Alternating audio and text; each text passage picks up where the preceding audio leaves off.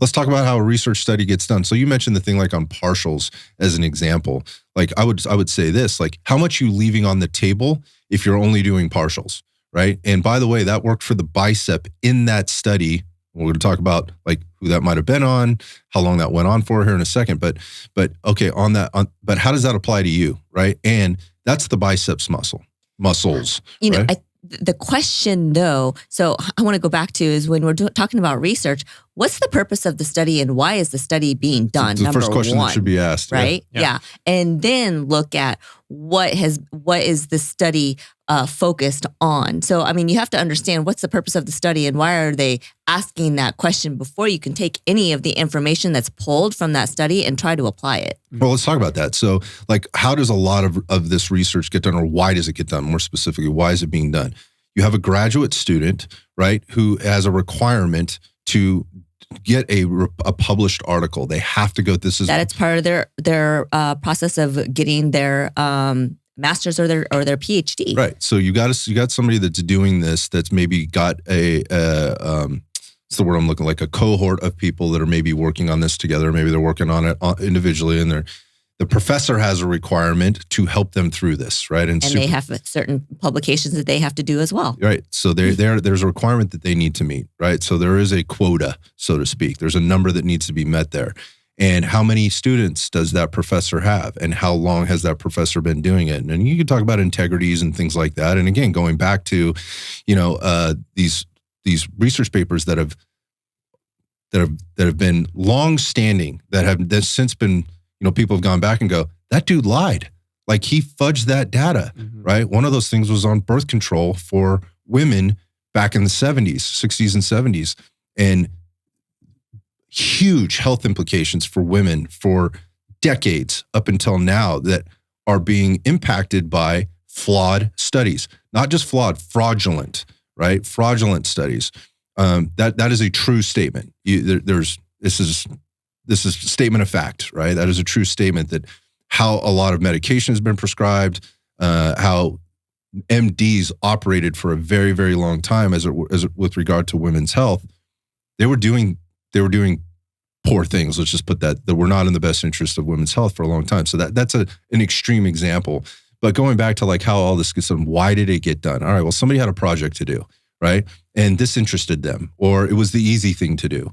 It was the thing that also provided them, they also had access to actually do the study and with the specific equipment, with a specific group of, people that could do that study in a particular place at a particular time, and may or may not have had a really good supervisor or professor that was supervising this or not. So there's tons and tons and tons of studies out there and tons of research. And then there's people that make a life, right, in doing scientific research.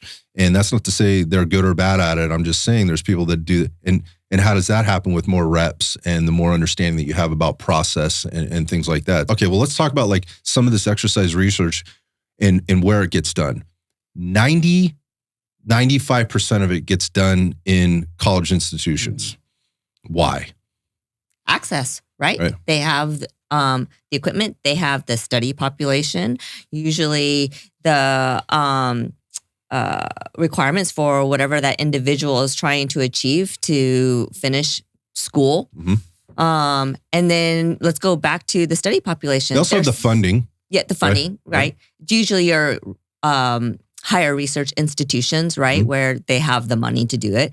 But then also, the study of participants, college universities have a lot of people that are willing to be able to put themselves out there to do it. And whether it's free or maybe they're getting compensated somehow. $25 an hour or something like that. Yeah. So going back to the 90% of this that gets done at college, 90% of the people that are participating in these things are college age males, right? Or females for that matter. But particularly on the exercise research, it's going to be more males, right? And so they get paid $25, or like a stipend to be a part of this study or this research.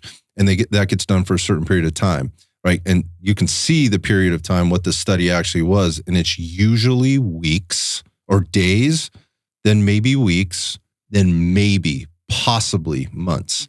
There's never long-term studies done like in that particular, when I say never, that's a blanket statement in that type of a setting. So what they're seeing is a very short-term, what you're seeing or reading could be a very short-term study done on a very specific population in a very specific place with a very specific agenda. Mm-hmm. And I think, again, you start to extrapolate that over time, right? And like, well, what does that really mean? What would have happened if we took that 3-month study and we turned it into a year?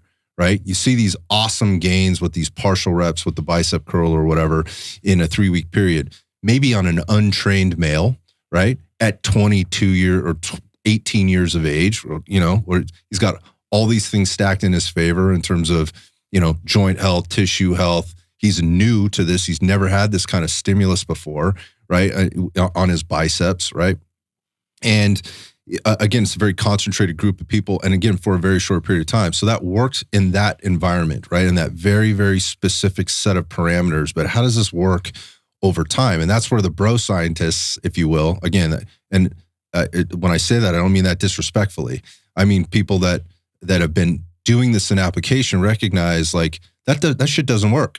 Like it works in a lab or it works in a very short period of time, but it doesn't work on this population. It doesn't work for this length of time, right? It doesn't work for this person that has this specific thing. So they start to figure things out and they figure out what does work, right? And then ultimately, I think you were making this point before, like over time, this stuff starts to be adopted. We see that it works, and then somebody may come along, right, and actually do a longer term study that's more specific to a larger population, right, over a longer period of time and handle some things. And when they come out, those types of people that do that, there's a name out there, I'll drop it. Brad Schoenfeld is kind of like the godfather of this like latest longer term research where he's actually studying athletes, bodybuilders, and your average Joe in terms of how this exercise science applies over a longer period of time. He works with a group of other scientists, exercise scientists, that do a really good job with this. There's a few other ones. Who's the guy down? Is it Campbell? Phil Campbell, I think he's down in Florida. Bill Campbell, yes. Bill Campbell down in Florida, who does a really good job with this. Yeah. And they're putting out this research, which is, to me, is way more valid in a lot of cases for a lot of different reasons. But my point being is that bro science, like that application then gets turned into a study. Well, we're seeing some things, and this seems pretty consistent, and it hasn't really been validated yet, but let's try to validate it. Let's see what we actually come up with here. And that stuff ends up hitting the field. And so now the bro scientists are vindicated, right? They're like, hey, we knew this the whole time. You guys were calling us, meatheads or whatever else, but let's be honest. Look at all the dudes that have been doing this and the results that they've been getting. And people often want to chalk that, well, he's on PEDs. Okay, all right, so he's on PEDs, but you can't deny the fact that this stuff works, right? So let's take the PED factor out of it, and let's study some people that aren't on PEDs, and let's see what happens. And lo and behold, that shit works. Wasn't West Side Barbell one of those groups? Oh, it's a great example.